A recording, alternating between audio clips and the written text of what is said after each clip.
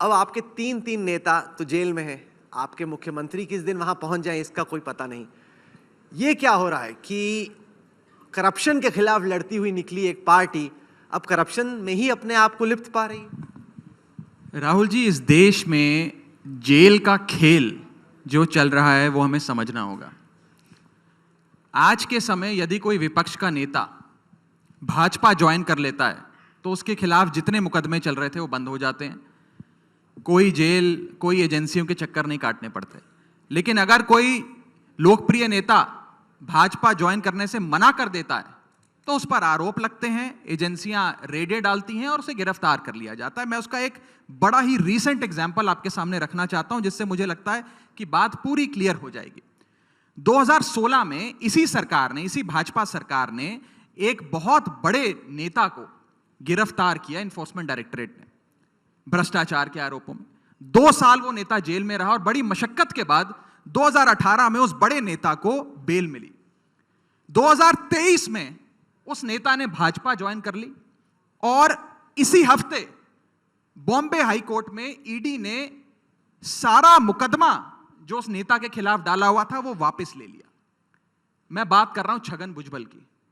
यह उदाहरण है भाजपा किस प्रकार से विपक्ष में जब कोई होता है उसे गिरफ्तार कर जेल में डालती है और अपनी पार्टी में आता है तो उसके खिलाफ सारे मुकदमे बंद कर देती है। मैं आपको शुवेंदु अधिकारी, अजीत पवार से लेकर नारायण राणे से लेकर छगन भुजबल की सारी कहानियां गिनवा सकता हूं, लेकिन सच्चाई यह है कि आज इस देश में ये जो जेल का खेल चल रहा है वो ये है कि अगर आप भाजपा में हो तो आप पाक साफ हो, भाजपा के विरुद्ध हो तो आप पे भ्रष्टाचार का लेबल लगा दिया जाएगा। और मैं एक चीज और बोल दूं, अगर आज मेरी पार्टी के नेता संजय सिंह, मनीष सिसोदिया और सत्येंद्र जैन ये तीनों भाजपा ज्वाइन करने के लिए अपनी हामी भर दें तो तीनों बाहर आएंगे।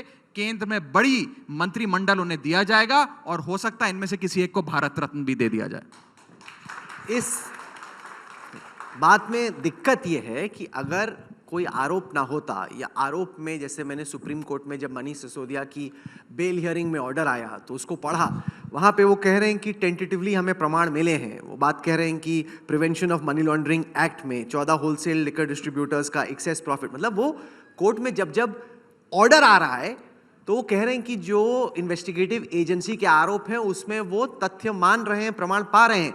अगर आपने कुछ किया ही नहीं होता तो शायद ये दिन आते नहीं। देखिए राहुल जी, आज अगर आप इस देश के कानून को देखिए, जो कानून वैसे प्रक्रिया होती है कि you are innocent until proven guilty, और अगर बेल मिलना ना मिलना की जिम्मेदारी प्रूव करने की आपको बेल नहीं देनी है, ये प्रोसिक्यूशन की होती है। ये ना सिर्फ हमारे देश का पर दुनिया भर का कानून है। इसमें एक एक्सेप्शन हमारे देश में करी गई, prevention of money laundering act में। आपको पता है क्यों? जब इंडिया ने इंटरनेशनल एग्रीमेंट साइन किया on counter terrorism and prevention of narcotics trading, तो prevention of money laundering act बनाया गया कि कहीं गलती से पैसा आतंकवाद में ना चला जाए, कहीं गलती से पैसा नारकोटिक्स ट्रेडिंग में ना चला जाए। इसलिए पीएमएलए के कानून को अलग बनाया गया कि बेल मिलना अक्यूज्ड का अधिकार नहीं है। अक्यूज्ड को प्रूव करना पड़ेगा कि वो इनोसेंट है, तभी उसको बेल मिलेगी। अब आप मुझे बताइए कि जो कानून नारकोटिक्स ट्रेडिंग और टेररिज्म में फंडिंग जाने के लिए रोकने के लिए बना था, आज उस कानून के तहत जो पॉलिटिकल लीडर्स जिन पे केस हुए हैं उसमें 90% से ज़्यादा विपक्ष के नेता हैं। अब इज दिस अ कोइंसिडेंस कि ये prevention of money laundering act, जिसमें बेल मिलना नेक्स्ट टू इम्पॉसिबल है कानून के प्रावधान की वजह से, सारे विपक्ष के नेताओं पर उसी आधार पर केस हो रहे हैं। और दूसरी बात, जो अभी राघव ने बहुत इंटरेस्टिंग बात बताई, आप उसे देखिए तो जब तक कोई नेता विपक्ष में होता है तब तो उस पर पीएमएलए के केस लगते हैं, तब सीबीआई और ईडी उसको प्रोसिक्यूट करती हैं। जैसे ही वो नेता भारतीय जनता पार्टी में चला जाता है, भारतीय जनता पार्टी की वॉशिंग मशीन में धुल जाता है, बिल्कुल पाक साफ निकल के आ जाता है। आप शुवेंदु अधिकारी का एग्जाम्पल लीजिए, उसके Sharda scam, Narada scam, chit fund scam. Suvendu Adhikari के स्कैम्स पर तो भारतीय जनता पार्टी ने पश्चिम बंगाल में कई चुनाव लड़ डाले, लेकिन फिर वो भारतीय जनता पार्टी में आ गए। उनकी वॉशिंग मशीन में धुल गए, पाक साफ हो गए, सारे ईडी के केस खत्म हो गए, सारे सीबीआई के केस खत्म हो गए। छगन भुजबल का उदाहरण राघव ने डिटेल में शेयर कर ही दिया। एक और उदाहरण है हेमंत बिस्व शर्मा का। उनके भ्रष्टाचार के बारे में तो भारतीय जनता पार्टी ने अपनी बुकलेट भी निकाली हुई थी, और फिर जब वो भारतीय जनता पार्टी में आ जाते हैं तो वो भी पाक साफ हो जाते हैं।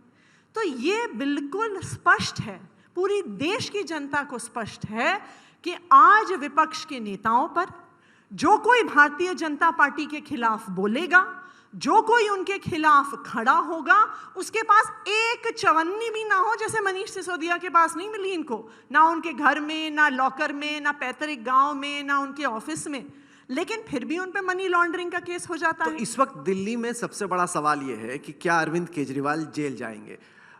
सेकंड नोटिस अभी इन्फोर्समेंट डायरेक्टरेट की तरफ से नहीं आया, लेकिन आप लोगों का एक बड़ा कैंपेन चल रहा है कि केजरीवाल अगर तिहाड़ में हो तो क्या वहां से सरकार चलनी चाहिए। ये क्या काफी प्रभाव डाल रही है आपके सरकार के कामकाज पर? यही नहीं पता कि आपके जो मुख्यमंत्री हैं, आपकी पार्टी के सबसे बड़े नेता, वो बाहर रहेंगे या जेल जाएंगे? देखिए, बिल्कुल जेल जा सकते हैं। और अरविंद केजरीवाल क्यों, आम आदमी पार्टी का एक एक नेता जेल जा सकता है, क्यों? क्योंकि आम आदमी पार्टी आज भी भारतीय जनता पार्टी और केंद्र सरकार के खिलाफ खुलकर बोलती है। आज भी आम आदमी पार्टी भारतीय जनता पार्टी के सारे प्रयासों के बावजूद दिल्ली की जनता के लिए काम करती है। भारतीय जनता पार्टी ने दिल्ली में हो रहे कामों को रोकने की कोई कसर नहीं छोड़ी। कभी एमएचए का नोटिफिकेशन लेके आए, कभी कोई कानून लेके आए, कभी हमारे मंत्रियों को जेल में डाला, लेकिन आज भी दिल्ली की जनता अरविंद केजरीवाल से प्यार करती है, अरविंद केजरीवाल को मुख्यमंत्री देखना चाहती है। तो इसलिए अरविंद केजरीवाल को बिल्कुल जेल भेजा जा सकता है, आम आदमी पार्टी के सभी नेताओं को जेल भेजा जा सकता है, क्योंकि आज जेल भेजना भ्रष्टाचार से जुड़ा हुआ नहीं है, क्राइम से जुड़ा हुआ नहीं है। आज जेल भेजने का सिर्फ एक ही क्राइटेरिया है, आप भारतीय जनता पार्टी को चैलेंज करने की हिम्मत रखते हो तो भारतीय जनता पार्टी सारी एजेंसीज को मिसयूज करके आपको जेल भेज देगी।